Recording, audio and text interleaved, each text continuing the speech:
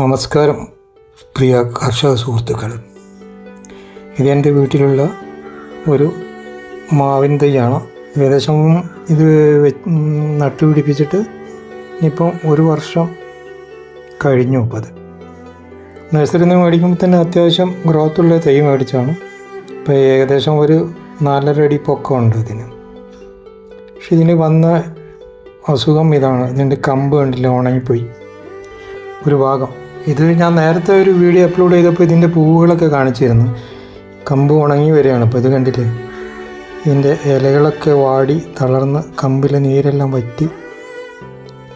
ഇത് നമ്മൾ എപ്പോഴും ഏത് ചെടികൾ വെച്ച് കഴിഞ്ഞാലും നമ്മൾ നല്ല ശ്രദ്ധ വേണം ശരിക്കും ചെടികൾക്ക്. ഒരു കർഷകൻ്റെ ശ്രദ്ധയാണ് ചെടികൾക്ക് പറ്റിയ ഏറ്റവും നല്ല വളം. മാവിൻ്റെ കമ്പുണങ്ങുന്നതിന് പല കാരണങ്ങളുണ്ട്. അതിലൊന്ന് ആന്ത്രാക്നോസ് എന്ന ഫംഗസ് രോഗമാണ് പ്രധാനമായും ഇവിടെ കണ്ടുവരുന്നത്. ഈ രോഗം ഉണ്ടായാൽ സാധാരണ മാവിൻ്റെ ഇലകൾ, പൂക്കൾ, കായ്കൾ കൂടാതെ തണ്ടുകൾ എന്നിവയെ ബാധിക്കാറുണ്ട്. തണ്ടുകളിൽ ആദ്യം തവിട്ട് നിറത്തിലുള്ള പാടുകൾ കാണും. ക്രമേണ അത് ഉണങ്ങിപ്പോവുകയാണ് ചെയ്യാറുള്ളത്. ഇത് പിന്നീട് കൊമ്പുകൾ പൂർണ്ണമായും ഉണങ്ങുന്നതിന് കാരണമാകാറുണ്ട്. ഇത് ഞാൻ കുറേ മുമ്പ് എൻ്റെ ശ്രദ്ധ വിട്ടുപോയതാണ്. ഞാൻ നേരത്തെ വീഡിയോ അപ്ലോഡ് ചെയ്തപ്പോൾ ശ്രദ്ധയിൽപ്പെട്ടില്ല. ഞാൻ ആ പൂവും മറ്റും കാണിച്ചുള്ളൂ. അതിന് ശേഷമാണ് ഇത് തുടക്കം ഉണ്ടായത്. പക്ഷെ ഇതിൻ്റെ ഒരു മുമ്പ് ഒരു ചെടി, അടുത്തുള്ളൊരു ചെടിക്ക് ഇതേ അവസ്ഥ ഉണ്ടായിരുന്നു. ഇത് കണ്ടില്ലേ, ഇത് ഞാൻ ട്രീറ്റ് ചെയ്ത് ഏകദേശം നല്ല രീതിയിലാക്കിയാണ്. ഇത് പുറത്തുള്ളൊരു മാവിൻ്റെ തൈയാണ്, വലിയ മാവാണ്. ഇത് കണ്ടില്ലേ, കമ്പുണങ്ങി പോയേക്കണ കണ്ടില്ലേ. ഇതിങ്ങനെ നിർത്തിക്കഴിഞ്ഞാൽ ഇങ്ങനെ ഇത് ഉണങ്ങിപ്പോവാറാണ് സാധാരണ പതിവ് ഉണ്ടാവുക. അപ്പം നമ്മൾ ചെയ്യേണ്ടത് ഈ കമ്പ് ആദ്യം ഇത് എവിടെ നിന്നാണ് ഇത് തുടക്കം ഉള്ള ഭാഗം നോക്കിയിട്ട് അവിടെ നമ്മൾ വെട്ടിക്കളയ തന്നെ വേണം. അത്രയും ഭാഗം കുറച്ച് കൂടുതലെടുത്താലും വേണ്ടില്ല, താഴെ കണ്ട് കട്ട് ചെയ്ത് കളയാം. കട്ട് ചെയ്ത കണ്ടില്ല, ഇതിൻ്റെ കമ്പിൽ കണ്ടില്ലേ, നമ്മൾ തണ്ടിൽ ഉണക്കം ബാധിച്ച് വരുന്നത്. ശരിക്കും ഇലകൾ ഉണങ്ങിയില്ല, എങ്കിലും ആ തണ്ട് കണ്ടു കഴിഞ്ഞാൽ അറിയാം അതിൻ്റെ കേട് അകത്തേക്ക് ബാധിച്ചിട്ടുണ്ട്. അപ്പോൾ ഈ നമ്മൾ ഈ മുറിച്ച് വെച്ച കമ്പ് നശിപ്പിച്ച് കളയണം.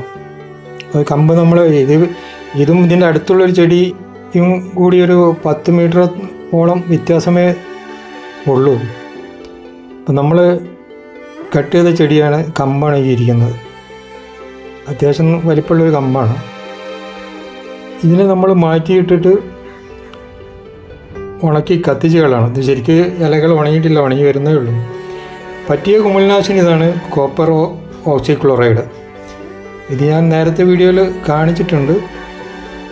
ഇത് തെളിച്ചു കൊടുക്കുക വേണ്ടത്. തെളിച്ചു കൊടുക്കുന്ന ഇപ്പോൾ തണ്ടിൽ അടിച്ചു കൊടുക്കണം. കാര്യം കുറച്ച് രൂക്ഷമായിട്ട് ഇത് ബാധിച്ചത് കൊണ്ടിട്ട് നമ്മൾ രോഗം ബാധിച്ചതിന് ശേഷം ഇത് തെളിച്ചിട്ട് കാര്യമില്ല. രോഗം ബാധിക്കുന്നതിന് മുമ്പാണ് ഇത് തെളിക്കേണ്ടത്. ഇപ്പം ബാധിച്ചു കഴിഞ്ഞ സ്ഥിതിക്ക് ഇത് നമ്മൾ തണ്ടിലൊക്കെ അപ്ലൈ ചെയ്യണം. ശരിക്കും പേസ്റ്റ് രൂപത്തിലെടുത്തിട്ട് ഒരു 5 ഗ്രാം എടുത്തിട്ട് ഒരു ഒത്തിരി കുറച്ച് വെള്ളം ഒഴിച്ചാൽ മതി. ശേഖരം വെള്ളം ഒഴിക്കുക, ഒരു ബ്രഷ് വെച്ച് അത് പേസ്റ്റ് പരുവത്തിലാക്കി എടുക്കുക. ഇത് നമ്മൾ തണ്ടിലും അതിൻ്റെ ചെടിയുടെ മാക്സിമം എല്ലാ കമ്പിലും അടിച്ചു കഴിഞ്ഞാൽ അത്രയ്ക്കും നല്ലതാണ്. നമുക്ക് അങ്ങനെ അടിക്കാനുള്ള ഒരു പരിധി ഒക്കെ ഉണ്ട്.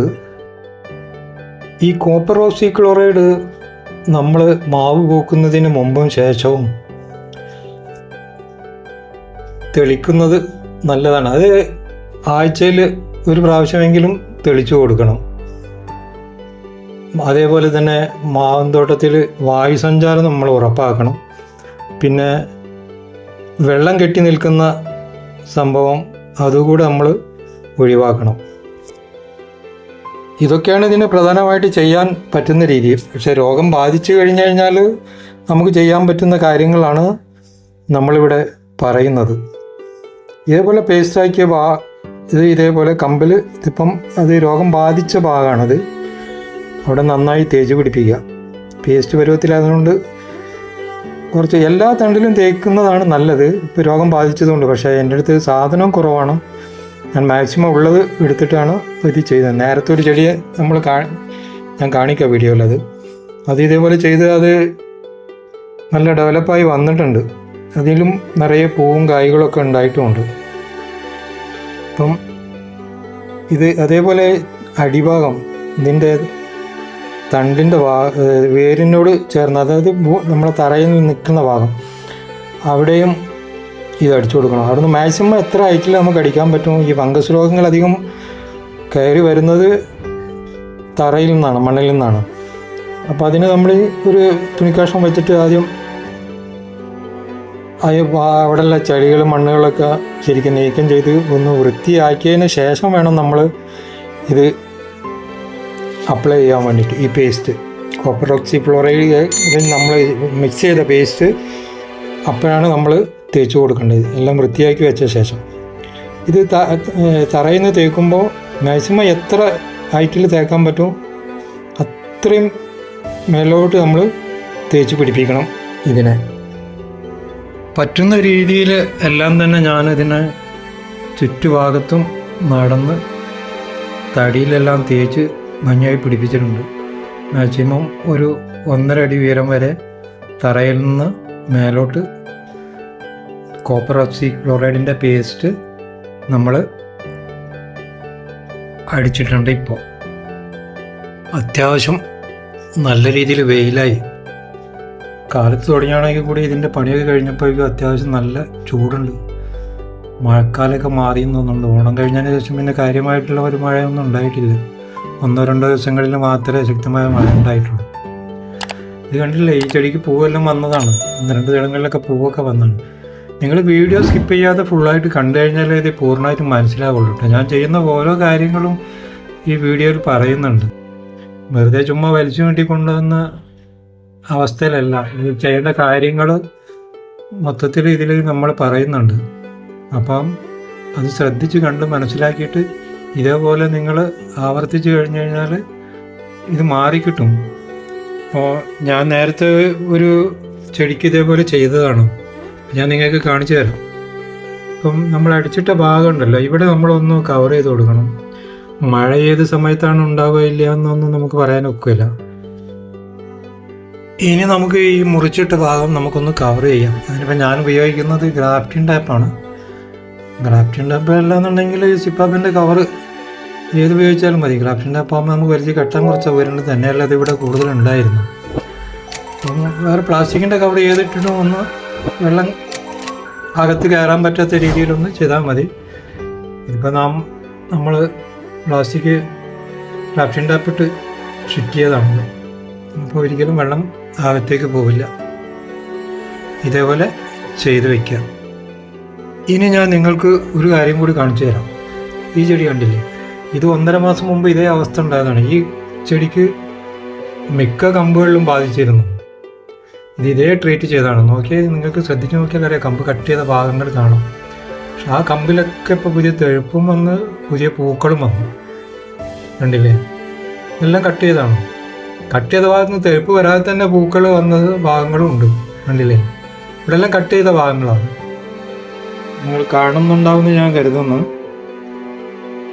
ശ്രദ്ധിച്ച് നോക്കിയാൽ കാണാൻ പറ്റും. നന്നായിട്ട് പൂവായിട്ടുണ്ട് ഇത്. ഈ സമയത്ത് ഞാനത് ശ്രദ്ധിച്ചില്ല. പക്ഷേ ഈ സമയത്തൊന്നും മറ്റു ചെടിക്ക് രോഗം ബാധിച്ചിട്ടില്ലായിരുന്നു. ഈ രോഗം കണ്ടില്ലേ, കട്ട് ചെയ്ത ഭാഗത്തൊക്കെ പൂക്കൾ വന്നിട്ടുണ്ട്. ഈ രോഗം ബാധിച്ചു വന്നു കഴിഞ്ഞാൽ അടുത്തുള്ള ചെടികൾക്കൊക്കെ ബാധിക്കാൻ വളരെ സാധ്യത കൂടുതലാണ്. അപ്പം നമ്മൾ വളരെയധികം ശ്രദ്ധിക്കേണ്ടതുണ്ട്. ഒരു ചെടിക്ക് വന്നു കഴിഞ്ഞാൽ മറ്റേ ചെടിയും നമ്മൾ മുൻകൂറായിട്ട് തന്നെ ഈ ഫംഗിസൈഡ്, ഞാൻ നേരത്തെ പറഞ്ഞ കോപ്പർ ഓക്സിക്ലോറൈഡ് ചേർത്ത് കൊടുക്കണം. ചേർത്ത് തെളിച്ച് കൊടുക്കണം. ഈ കോപ്പർ ഓക്സിക്ലോറൈഡ് നമ്മൾ ചേർക്കുമ്പോൾ പൂവിട്ട് കഴിഞ്ഞാലും കൊടുക്കാം. പിന്നെ ഈ പൂവിന് കായ്ച്ചുള്ള ശല്യമൊക്കെ ഉണ്ടാവും. അപ്പോൾ അതിന് നമ്മൾ ഒരു പെസ്റ്റിസൈഡ് ഏതെങ്കിലും ആയിട്ടുള്ള കറാട്ട, അങ്ങനെ ഒരുപാട് ഐറ്റംസ് പെസ്റ്റിസൈഡ് ഉണ്ടല്ലോ, അതുകൂടെ നമ്മളൊന്ന് തെളിച്ച് കൊടുക്കണം. അതിനിപ്പോൾ ഞാനിവിടെ എടുത്തിരിക്കുന്ന സാധനം സാഫിൻ്റെ അടുത്തില്ല. സാഫ് ഉണ്ടായിരുന്നു, അത് കഴിഞ്ഞ് പോയി. ഫംഗ്ഷൻ വേറെ. ഇപ്പോൾ ഇതാണ് വെറ്റ് സൾഫർ. ഇത് സാപ്പായിരുന്നു, സാപ്പ് കഴിഞ്ഞു പോയി. ഇത് വെറ്റ് സൾഫറാണ്. ഇതായാലും മതി, ഇതൊരു ഫംഗിസൈഡ് തന്നെയാണ്. കോപ്പർ ഓക്സിക്ലോറൈഡ് ഇല്ല കയ്യിൽ, അതുകൊണ്ടിട്ടാണ് ഇപ്പോൾ ഇത് ഉപയോഗിക്കുന്നത്. ഇത് പിന്നെ രാസകീടനാശിനിയാണ്. ഇത് വളരെ കുറച്ച് മതി, 2 ml മതി 1 ലിറ്ററിലേക്ക്. മറ്റേ നമ്മൾ ഫംഗിസൈഡ് നമ്മൾ ഒരു 5 ഗ്രാം തന്നെ 1 ലിറ്റർ വെള്ളത്തിലേക്ക് എടുത്തിട്ട് വേണം ചെയ്യാൻ. ഞാൻ കാണിക്കാം. ഇതിനു വേണ്ടി നമ്മൾ 1 ലിറ്റർ വെള്ളമാണ് എടുത്തിരിക്കുന്നത്. 1 ലിറ്റർ പച്ചവെള്ളത്തിലേക്ക് നമ്മൾ ഏകദേശം ഒരു 5 ഗ്രാമാണ് വെറ്റ് സൾഫർ ചേർക്കുന്നത്. ഈ വെറ്റ് സൾഫർ ആയാലും ശരി, കോപ്പർ ഓക്സിക്ലോറൈഡ് ആയാലും സാഫ് ആയാലും എല്ലാം ഫംഗിസൈഡ് തന്നെയാണ്. അപ്പം നമ്മളൊരു സ്പൂണ്, 5 ഗ്രാം എന്ന് പറഞ്ഞു കഴിഞ്ഞാൽ ഒരു ചെറിയ ടീസ്പൂണ് നിറയെ ഒരു സ്പൂൺ എടുത്തിട്ടുണ്ട്. ഈ വെറ്റ് സൾഫർ ചിലപ്പോൾ ആദ്യമായിട്ടായിരിക്കും മിക്ക കൂട്ടുകാരും കാണുന്നത്. ഇതൊരു മഞ്ഞ കളറാണ്. ഈ വെള്ളത്തിൽ നമ്മൾ ചേർത്ത് കലക്കി കഴിഞ്ഞാലും ഒരു മഞ്ഞ കളറാണ് ഉണ്ടാകും. പിന്നെ പെസ്റ്റിസൈഡാണ്. ഇതൊരു കെമിക്കൽ കീടനാശിനിയാണ്, രാസകീടനാശിനിയാണ്. അത് നമുക്കൊരു 2-3 ml മതി. ഇതിൻ്റെ ആവശ്യം മാത്രമേ ഇല്ല. ഇതിപ്പം പൂത്ത ചെടി ആയതുകൊണ്ട് തന്നെ കായ്ച്ചകളുടെ ശല്യം കുറയ്ക്കാൻ വേണ്ടിയിട്ട് ഞാനിപ്പോൾ ഇതിലൊരു 2-3 ml ആണ് എടുത്തിരിക്കുന്നത്. 1 ലിറ്റർ വെള്ളത്തിലേക്ക് അത് തന്നെ ധാരാളമാണ്. അതും കൂടി ചേർത്ത് നമ്മൾ നന്നായിട്ട് മിക്സ് ചെയ്യാം. നല്ല രീതിയിൽ മിക്സ് ചെയ്തതിന് ശേഷം നമ്മൾ സ്പ്രേ ബോട്ടിലേക്ക് ഈ സംഭവം ഒഴിക്കണം. ഇത് ഒഴിക്കുമ്പോൾ ഈ സൾഫർ ആയതുകൊണ്ട് തന്നെ ഇതിൽ കരട് നന്നായിട്ടുണ്ടാവും. എത്ര ഇളക്കി കഴിഞ്ഞാലും നമുക്കത് സാധിക്കില്ല. അപ്പം ഒരു അരിപ്പ ഉപയോഗിച്ചിട്ട് ശരിക്ക് അളന്ന് തന്നെ ഒഴിക്കണം, അരിച്ചൊഴിക്കണം. അരിച്ചൊഴിച്ച് കഴിഞ്ഞാൽ കണ്ടോ, ശ്രദ്ധിച്ചാലറിയാം, ഒരുവിധം നല്ല രീതിയിൽ തന്നെ ഇതിൽ വേസ്റ്റ് ഉണ്ടാവും. അത് സ്പ്രേ കേട് വരാതിരിക്കാനും സ്പ്രേയർ നിലയ്ക്കാനും വേണ്ടിയിട്ട് നമ്മളിപ്പം അരിച്ചൊഴിക്കാൻ ശ്രദ്ധിക്കുക. ശേഷം നമ്മൾ ചെടിയിൽ നല്ല രീതിയിൽ, കാര്യം രോഗം നന്നായി ബാധിച്ചതിനെ കൊണ്ട് തന്നെ നല്ല രീതിയിൽ കുളിർക്ക് ഇതിന് തെളിച്ചു കൊടുക്കുക, സ്പ്രേ ചെയ്ത് കൊടുക്കുക. നമ്മൾ പെസ്റ്റിസൈഡ് അതേപോലെ ഫംഗിസൈഡുകളൊക്കെ സ്പ്രേ ചെയ്യുന്ന സമയം വളരെ പ്രാധാന്യമുള്ളതാണ്. ഒരിക്കലും നമ്മൾ ഉച്ച സമയത്ത് അടിക്കരുത്. ഞാൻ ഇന്നലെ ഇതെല്ലാം ചെയ്തതിന് ശേഷം വെയിൽ കൂടിയത് കൊണ്ടിട്ടാണ് ഇത് ചെയ്യാതിരുന്നത്. അപ്പം ഇന്ന് കാലത്താണിപ്പം ഇത് നമ്മൾ സ്പ്രേ ചെയ്ത് കൊടുക്കുന്നത്. അപ്പം എപ്പോഴും കാലത്ത് അല്ലെങ്കിൽ വൈകിട്ട് ഈ സമയങ്ങളിൽ ഇത് സ്പ്രേ ചെയ്ത് കൊടുക്കാൻ പറ്റും. അതെല്ലാ ഫംഗിസൈഡിനും അങ്ങനെ തന്നെ. നമ്മൾ നല്ല കുളിർക്കെ ഇതിനെ തെളിച്ചു കൊടുക്കണം. അത് പ്രത്യേകം ശ്രദ്ധിക്കണം. അതിന് വേണ്ടിയിട്ടാണ് അത്രയും സീരിയസ് ആയിട്ട് തന്നെ നമ്മുടെ കർഷക സുഹൃത്തുക്കളോട് പറയുന്നത്. തീർച്ചയായും നമുക്ക് നല്ല ഒരു പോസിറ്റീവ് ഫലം നമുക്ക് കാണാൻ പറ്റുന്നതാണ്. അപ്പോൾ ഈ വീഡിയോ ഇത്രയേ ഉള്ളൂ. ഏകദേശം ഒരു 10-15 മിനിറ്റ് വീഡിയോ കാണും. എങ്കിലും ശ്രദ്ധാപൂർവം ഒഴിവാക്കാതെ കണ്ട് മനസ്സിലാക്കിയെടുക്കുക. ഓക്കെ, അടുത്ത വീഡിയോയിൽ നമുക്കൊരു പുതിയ വിഷയമൊക്കെ കാണാം. ബായ്.